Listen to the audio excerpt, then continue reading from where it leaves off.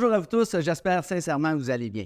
Mon nom est Robin Castonguay et je suis le responsable du comité santé, sécurité et bien-être de l'Observatoire de la formation professionnelle du Québec.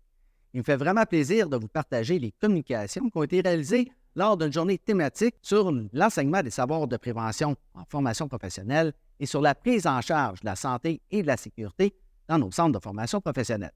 Je vous souhaite un beau et un bon visionnement. Parfait. Voilà.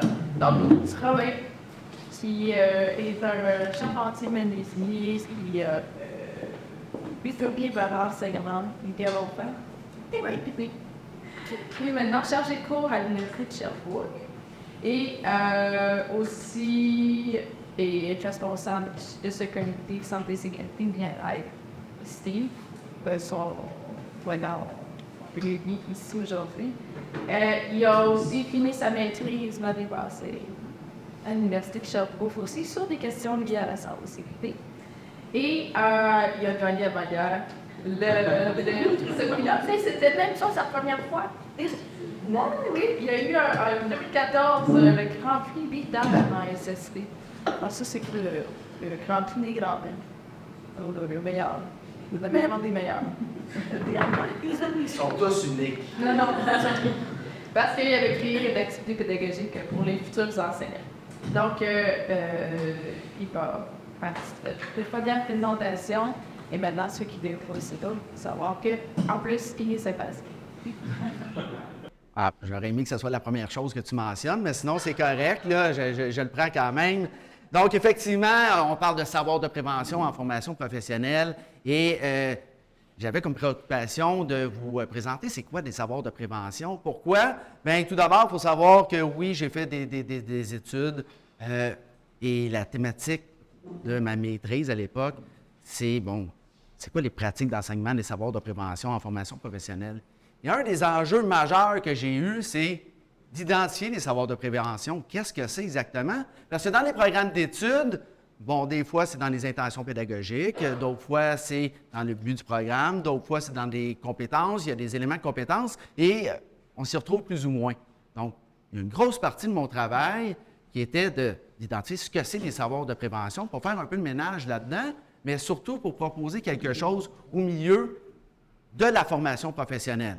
Parce qu'au milieu de la formation professionnelle, on est un secteur qui est souvent en marge un petit peu. Il y a des particularités que les autres secteurs n'ont pas. Donc, c'est un peu ce que je vais vous présenter ce matin. Donc, ce que c'est les savoirs de prévention, on va faire un parallèle avec les programmes d'études. On va aussi mettre un accent sur les pratiques du personnel, ce que c'est. Et on va regarder ce qu'on a fait et vers où on se dirige en lien avec les savoirs de prévention. Donc, dans un premier temps, certaines personnes vont utiliser le terme santé, sécurité, d'autres personnes vont parler de savoir-être sécuritaire, d'autres de savoir-faire de prudence, encore savoir de protection, et savoir de prudence, et par la suite, savoir de prévention. Il faut savoir qu'on a toutes des petites subtilités, mais le regard que j'ai posé à cette thématique-là, c'est celui d'un enseignant de la formation professionnelle, qui amène un enjeu un petit peu, des fois, différent des autres regards qu'on peut avoir. Je vous explique le cheminement qui explique aussi un peu ma compréhension de la thématique qui, j'ose espérer, va éclaircir peut-être le concept en tant que tel. Donc, selon certains chercheurs, notamment Cossette, quand on parle de savoir de prévention, on parle de savoir-être sécuritaire. Donc, c'était la présentation. C'est un peu ce que Cossette a mis de l'avant. Et pour Cossette, le savoir-être sécuritaire, ça représente l'amorce d'un esprit sécuritaire. Jusque-là, ça nous semble bien. Et ce que Cossette nous mentionne, c'est que ce sont des émotions vécues qui permettent à une personne de se mettre en mouvement, se mobiliser de l'intérieur. Et je dois vous dire qu'une des principales raisons pourquoi je suis autant impliqué en SST aujourd'hui, c'est à titre d'enseignant. J'ai été témoin, j'ai vécu des lésions professionnelles, fait en sorte que c'est venu me chercher quand même de façon assez importante et j'ai décidé de devenir un missionnaire pour la cause. Donc, il y a un bout qui est vraiment intéressant dans la définition de Cossette.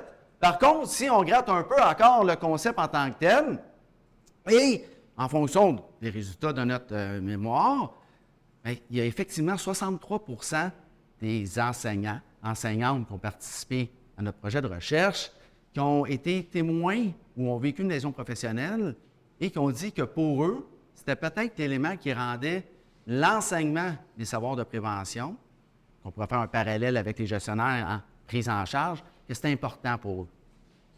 Donc, ce bout-là de vivre des émotions est quand même quelque chose qui se mesure en formation professionnelle et on a quelques résultats qui le démontrent. Par la suite, pour cloutiers et collaborateurs, on fait plutôt allusion à des savoirs de prudence, donc qui est un autre concept. Et pour cloutier, le savoir de prudence, c'est aussi très lié au savoir d'expérience. Et quand on parle de savoir d'expérience, pour les chercheurs, ils disaient que c'était une pratique informelle qui est issue de l'expérience d'une personne ou d'un groupe de travailleurs qui a comme objectif de réduire les risques d'accident. Donc ça, c'est une définition qui est aussi très intéressante. Mais je vous rappelle que j'avais tout le temps un souci, nous avions tout le temps un souci de faire en sorte d'avoir une définition qui soit vraiment pour le contexte ou le milieu de la formation professionnelle. Et Cloutier a mis de l'avant également que les savoirs de métier et de protection se développent principalement en étant confrontés à des situations concrètes de travail. Et c'est ce bout-là qui rend ça intéressant avec la formation professionnelle, puisque quand on se met en contexte, bien, habituellement, le personnel enseignant essaie de faire en sorte que ce soit le plus concret possible et ça correspond aussi au profil d'apprenant que sont nos élèves. Donc, il y a ce bout-là qui est quand même intéressant aussi de savoir de prudence. Sinon, autre éclairage plus adapté à la formation professionnelle qui a été mis de l'avant par Mme Chattigny et certains collaborateurs. Et pour Mme Chattigny, le savoir de prévention serait un savoir-faire de prudence et ça correspond au développement de l'apprentissage. Donc, on voit déjà là, il y a un petit plus côté enseignement, formation professionnelle, des sources de risques à la santé et à la sécurité du travail, mais également aux différents moyens de prévention, des stratégies de régulation en SST. Donc, qui est une définition qui nous a semblé quand même juste de ce que c'est, ce qu'on retrouve dans nos programmes d'études. Par contre, j'ai décidé d'aller un petit peu plus loin. On peut parler de prévention, on peut parler de précaution, centre thématique. Quelle est rapidement la différence entre les deux? Quand on parle de prévention, c'est qu'on connaît un petit peu le niveau de certitude quant aux risques. Alors que quand on fait plus allusion à la précaution, bien, c'est des risques potentiels peu ou pas connus ou plus ou moins connus. Donc, nous, c'est un peu pour ça qu'on est allé plus du côté de la prévention. Et ce qu'on a amené comme éclairage différent, c'est qu'on a défini un peu la première partie, la dernière partie de Mme Chattigny et de ses collaborateurs, c'est qu'on a été capable de mettre de l'avant que les savoirs de prévention, c'est beau, mais c'est qu'on mobilise à ce moment-là les savoirs théoriques, les savoir-faire et le savoir-être. Et j'insiste sur le savoir-être qui est quand même omniprésent et peut-être ce qui est le plus important quand on parle de l'enseignement des savoirs de prévention. Donc, je reviens à la théorie, si on veut. Donc, savoirs de prévention sont pour nous la mobilisation de savoirs théoriques, savoir-faire, savoir-être pour l'apprentissage des sources de risques à la santé et de la sécurité du travail, mais également les moyens de prévention. Donc, on parlait de prévention il y a quelques secondes, et les stratégies de régulation pour la SST, pour sa santé et sécurité, et également pour ceux de nos collègues. Donc, c'est un peu la définition qu'on a mis de l'avant. Cette définition semble bien accueillie par le milieu aussi et réinvestie. Donc, c'est pour nous la définition de tout ce qui est savoir de prévention, santé et sécurité dans son enseignement dans les centres de formation professionnelle. Et ici, maintenant, on le définit et on a développé une figure en ce sens-là aussi. Quand on parle de savoir théorique, on fait allusion à quoi? Bien, on peut parler surtout des connaissances qui sont acquises par les études. Donc, ça, c'est un peu c'est un bout qui est relativement connu par différents types de connaissances. On sait ce que l'on sait et c'est construit suite à un processus cognitif. On sait ce que Pavin met de l'avant. Donc, quand on parle de savoir théorique, on fait allusion à ça. Donc, un savoir théorique appliqué au savoir de prévention. Okay? Donc, on le définit vraiment. Alors que quand on parle de savoir-faire maintenant, qu'on est capable de reconnaître grâce au petit coffre à outils dans le bouclier qui est en construction pour la prévention. Donc, ça se trouve être associé à la capacité de faire une tâche tout simplement. Et ce qu'on s'est rendu compte aussi, c'est que c'est très, très, très mobilisé en formation professionnelle par le personnel enseignant, et tant mieux, mais ça démontre l'importance de l'expérimentation dans nos ateliers, notamment, peu importe le métier qui est enseigné. Et quand on parle de savoir-être, qui est de plus en plus mis de l'avant, mais qui démontre son importance, bon, ça se trouve avec quoi le savoir-être? Pour certains, c'est simple, mais quand on prend le temps de l'expliquer, on voit qu'il y a quelques nuances à apporter. Quand on parle de savoir-être, c'est la façon d'agir et de réagir d'un individu. Et ça, c'est directement lié soit au domaine affectif et social, aux relations interpersonnelles, intérêts, motivation et autres. Et je vais insister sur la motivation un petit peu plus tard, parce que c'est vraiment le nerf de la guerre là, pour intéresser nos élèves utilement à se protéger eux-mêmes ou agir avec, avoir un comportement sécuritaire. Donc, ce qui fait en sorte qu'on a bâti un bouclier à travers tout ça, qui est la figure des savoirs de prévention qu'on a mis de l'avant dans notre comité, avec le savoir-faire, le savoir-être et le savoir théorique, tout simplement. Ce savoir-là, maintenant, si on regarde nos programmes d'études, il y a différentes façons de le voir, différentes façons de le retrouver, qui est bien et qui est nécessaire. Pourquoi? Parce qu'il y a plus de 150 programmes en formation professionnelle et l'ensemble des programmes ont des risques, des dangers qui sont fort différents, qui est tout à fait correct et normal, mais ça l'amène un défi quand même significatif, autant pour le personnel enseignant, les gestionnaires, donc le milieu.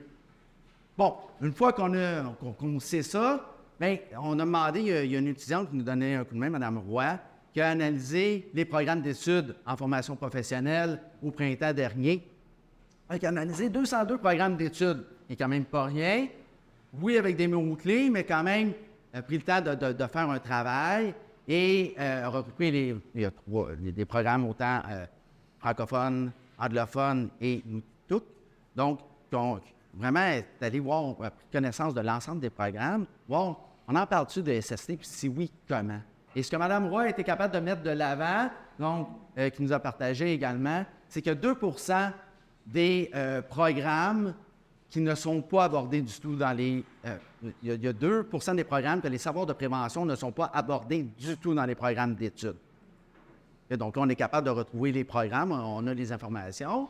Par la suite, il y a 17 des programmes de formation que tout ce qui est savoir de prévention est réparti dans l'ensemble des compétences. Alors que 80 des programmes d'études de la formation professionnelle ont une compétence qui est dédiée et spécifique et qui va avoir certains éléments de compétences de répartis en lien avec la SST, qui est quand même pas bête et qui est une belle surprise des résultats de cette analyse qui a été faite par Mme Roy. Et ça correspond en tout point à des recommandations qu'on a du milieu, de la recherche, notamment des recherches européennes, qui nous disaient que quand on parle de prévention, quand on parle de santé-sécurité, ce qu'on devrait viser, approche holistique dans un premier temps. Par la suite, qu'il soit introduit en tant que thèmes transversaux. Donc, on pourrait transposer ça en formation professionnelle à l'ensemble des compétences. Donc, vraiment d'avoir une approche programme et pas nécessairement approche d'une compétence particulière et spécifique. Et d'avoir une vision globale de la santé et de la sécurité.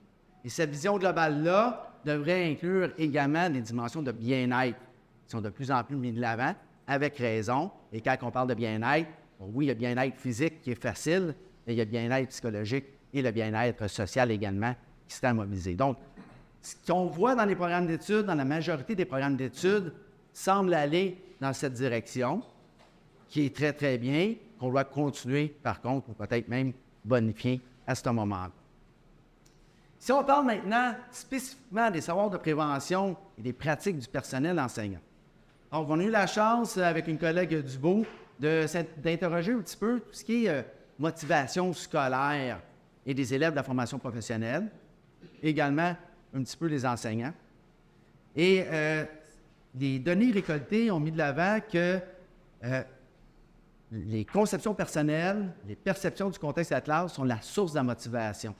Et quand on parle de source de motivation, c'est directement lié à la valeur que la personne accorde à la thématique qui est enseignée. Dans ce cas ici, les savoirs de prévention. Et par rapport à ça, bien, c'est que l'étude, la collecte de données qui a été réalisée par l'Observatoire de la formation professionnelle il y a 1 an et demi ou à peu près, il y avait des questions en ce sens-là et questionnait les élèves. Pour vous, est-ce que c'est important la SST? Pourquoi vous décidez d'écouter quand votre enseignante ou votre enseignant parle. Qu'est-ce qu'il y a derrière ça?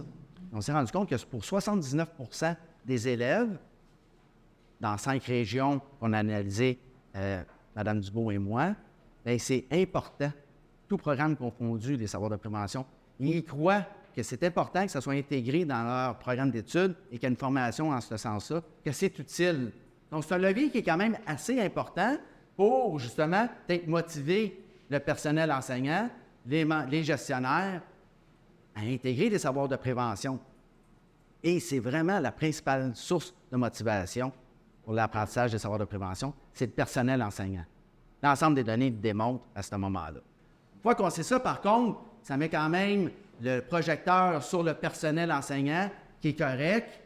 Et quand on s'est intéressé à cet élément-là dans le cadre de notre maîtrise, c'est que les enseignants, c'est lié directement à leur expérience qu'ils ont ou aux connaissances qu'ils ont de la manière qu'ils vont l'enseigner. Et tranquillement, certaines universités offrent une formation en ce sens-là pour outiller les enseignants, mais il reste qu'il y a un enjeu de formation. Et là, je fais un parallèle avec l'amorce d'un esprit sécuritaire qu'on disait que peut-être des fois, ça s'intéresse. Souvent, ça provient du fait d'avoir été témoin, d'avoir vécu une lésion professionnelle. Mais je pense que si on a le choix, on devrait peut-être miser sur la formation plus que cette sollicitation d'émotions-là qui est noblement en sorte qu'il y a quelqu'un qui a souffert à quelque part. Et donc, tout ça il nous semble très, très cohérent et nous démontre l'importance d'agir en ce sens-là. Et votre présence aujourd'hui signifie justement cet intérêt-là ou le besoin. Présentement, on s'est intéressé comme communauté, comme communauté de la formation professionnelle au savoir de prévention. On a exploré différentes pistes, c'est-à-dire les pratiques d'enseignement. On peut penser à la planification, comment les enseignants planifient les savoirs de prévention, quels outils qu'ils utilisent. L'intervention, c'est-à-dire proprement dit, comment qu'ils enseignent. L'évaluation, on s'est intéressé à la motivation scolaire, la motivation plutôt d'apprentissage des savoirs de prévention. On s'est également posé quelques questions, et là, il y a quand même des résultats qui sont disponibles si le sujet ou la thématique vous intéresse, en lien avec les ressources didactiques qui sont mobilisées. D'ailleurs, Mme Letourneau va nous en présenter quelques-unes un peu plus tard. On s'est intéressé au contenu du programme d'études, milieu éducationnel, la formation. Tout ça est bien, mais il reste qu'il y a des enjeux encore qui sont importants. Et nos réflexions d'aujourd'hui vont répondre un peu à ces défis-là. Et je vous laisse le temps des livres sur les écrans. On parle de formation initiale des gestionnaires. Depuis quelques années, il y a des groupes de travail qui sont vraiment intéressés à la formation du personnel enseignant. Par contre, la formation des gestionnaires est plus ou moins explorée et semble plus ou moins répondre ou avoir un contenu en lien avec la prise en charge de la santé et sécurité dans les milieux de formation. Donc ça, c'est un enjeu qui est quand même, nous semble présent. D'ailleurs, on va avoir des échanges dans ce sens-là un peu plus tard cet après-midi. Également, une journée comme aujourd'hui, c'est magnifique, mais elle est à géométrie variable en fonction des centres de services scolaires, en fonction des écoles professionnelles. Donc, la formation du contenu du personnel enseignant, qu'est-ce qu'il y en est? Est-ce qu'on intègre des savoirs de prévention? Si oui, comment qu'on le fait? Comment se réalise la prise en charge de la SST? Quelles sont les pratiques de gestion? Il y a des super belles pratiques, mais souvent, elles ne sont pas mises de l'avant ou sont plus ou moins partagées. Est-ce qu'il y a encore lieu d'avoir une compétence spécifique en lien avec les compétences du référentiel d'un enseignant au enseignement des savoirs de prévention? Quel est l'état des lésions professionnelles dans les centres de formation professionnelle? On a un beau portrait du milieu du travail. La loi nous y oblige. Dans des centres de formation professionnelle, qu'est-ce qui se passe réellement? Malheureusement, on n'a pas ces données-là. Par la suite, quelle est cette culture de prévention dans nos CFP? Y a-t-il une culture? Et encore là, une multitude de cultures qui est vraiment différente d'un centre à l'autre, avec raison, pour différents facteurs, mais c'est quand même des pistes de réflexion qui sont quand même intéressantes. Mais, soyez sans crainte, il y a un comité de l'Observatoire de la formation professionnelle qui a ça en tête, qui fait des travaux en ce sens. Et d'ailleurs, on va vous les présenter, des ressources plus tard. On a vulgarisé un petit peu ce concept de savoir de prévention. J'ai mis des feuilles à l'avant aussi, autant pour francophones, anglophones qui ont été développés. Donc, si jamais c'est quelque chose qui vous intéresse, de partager vos équipes pour aborder cette thématique-là. Il y a des outils pour vous aider à le faire. un code QR, vous pourrez y accéder un petit peu plus tard aussi, là, mais il reste qu'il y a quelque chose d'intéressant pour vous aider là-dedans. Et c'est aussi l'objectif de l'Observatoire, hein, c'est de faire en sorte de rendre des ressources ou des pratiques accessibles et vulgarisées à l'ensemble des acteurs de la formation professionnelle. Donc, c'est ce que je voulais faire, vous présenter, aborder un peu la journée avec les savoirs de prévention.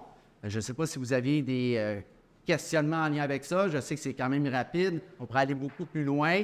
Je vous invite d'ailleurs à prendre connaissance de la fiche de vulgarisation qui va justement vous permettre d'aller en chercher un peu plus. Mais c'est un peu ce qu'on a amené à la compréhension des savoirs de prévention en formation professionnelle. Est-ce que vous auriez des questions ou des commentaires sur cette première présentation, communication? Je sais que c'était clair, là, mais je suis persuadé que vous avez des interrogations. Monsieur? Ça va être vite, donc on va avoir accès à cette présentation, au contenu de la présentation. Oui. Je vais la rendre disponible, je ne sais pas comment, mais vous allez être informé, puis je vais la rendre disponible. La bande, après ça, on lit ça, des fois, on va peut-être avoir des questionnements. Alors, Effectivement. parce que là, à chaud de même, oui, c'est super, mais des fois, quand on... Je comprends, puis il n'y a aucun souci. Je vais vous présenter le journal un petit peu plus tard, et c'est vraiment notre véhicule, là, de l'ensemble des ressources qui sont développées, que vous allez pouvoir prendre connaissance de la présentation ou des résultats que j'ai présentés très, très rapidement. Là. Oui, des éléments super intéressants là-dedans, des statistiques que j'avais amenées, moi, des équipes de travail. Ça serait le fun de pouvoir les avoir quand ils font ça. Oui, j'aimerais prendre l'opportunité pour t'être à l'Université de Sherbrooke. Fait que tu vas avoir la chance d'avoir Robin. Peut-être éventuellement. Un magnifique cours de 3 crédits. Non, mais c'est sérieux. C'est un cours qui est obligatoire. Je l'avais fait dans le temps qu'il était un crédit, le obligatoire, et j'ai dû le refaire. Je l'ai commencé à reculons. J'ai trippé sur ce cours-là. Puis, Robin, ce qu'il a fait en une demi-heure, ben on le couvre pendant 4 heures. Né petit à petit, c'est un bon show. Je te le recommande. C'est gentil, c'est gentil. Je vends pas de billets, mais par contre... ouais, merci. Puis c'est plate que ce soit déjà corrigé tes travaux, mais sinon... c'est apprécié, mais effectivement... donc, oui, il y a plusieurs de mes étudiants ici, donc on s'organisera, on arrange le montage, mais c'est le signe.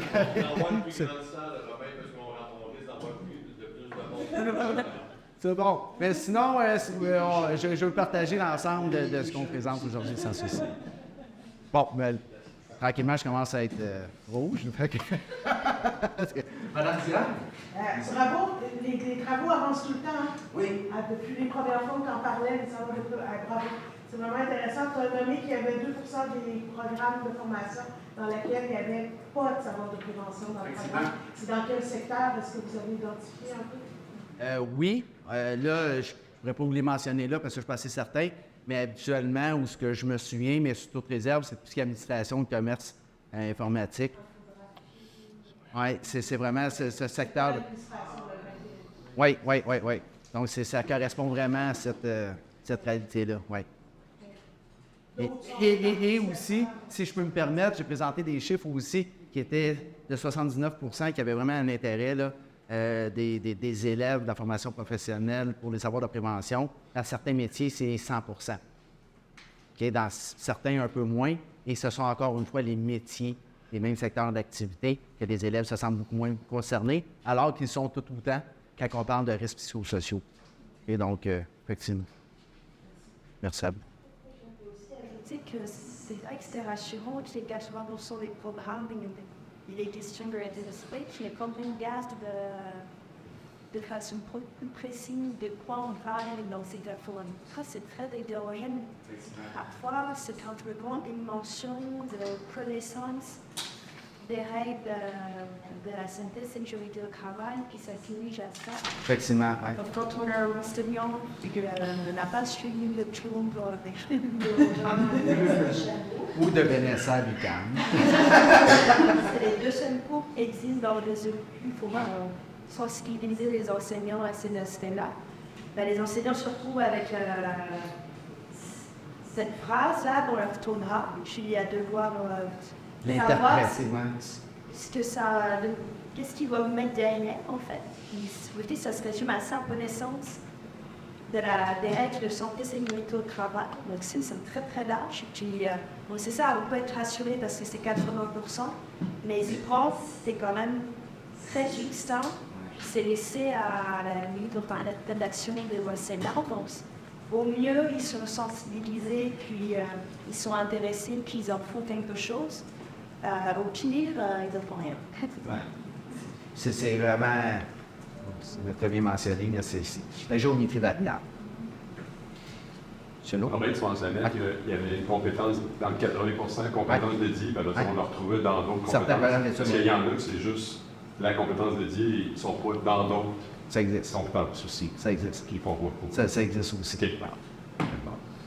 Madame Julie? Ben, dans ces travaux-là, est-ce que vous avez remarqué, c'est parce que différentes générations de programmes d'études, Ouais. mais est-ce que les nouveaux programmes d'études sont plus complets en matière de... J'ai pas la réponse là. Je ne sais pas si de ton côté, Vanessa, tu l'as. Moi, j'ai travaillé les études sur un programme, c'est sûr, ça fait que 2 ans où j'enseigne au Québec, parce que je suis en Suisse avant, mais en 2 ans, il y a quand même des nouveaux programmes qui sont sortis. Donc, j'ai eu des cohortes différentes d'étudiants pour travailler sur les anciens programmes. Je leur demande d'avoir un regard un peu logistique et critique sur le programme, identifier qu'est-ce qui manque en termes de santé, c'est des programmes ou un programme. Puis ce qu'on peut voir même, c'est que les nouveaux, je pense par exemple, là récemment, on a déjà défini l'éducation spécialisée. Bon, ben, il y a des nouveaux programmes, mais quand même, ils couvrent quand même beaucoup plus d'aspects que sur le précédent, notamment sur des aspects qui me paraissent vraiment importants, c'est tout ce qui est la santé mentale de tout. On va dire jusqu'à là récemment, la santé au travail, ça se réduisait à la santé physique. Puis là, je vois que dans les nouveaux programmes, on commence à prendre en compte le fait qu'il y a des questions de santé mentale, notamment pour les éducateurs spécialisés. Je sais que maintenant, c'est compliqué pour eux, ces questions-là. Donc, c'est sûr que c'est plutôt encourageant. L'institut de Weber, il y a un programme à organiser. C'est ça, c'est. Donc, merci pour vos interventions, les réponses et questionnements. On va poursuivre avec notre journée et je vous encourage, la journée vraiment aussi axée sur le partage durant la pause heure du dîner, de continuer les échanges en ce sens.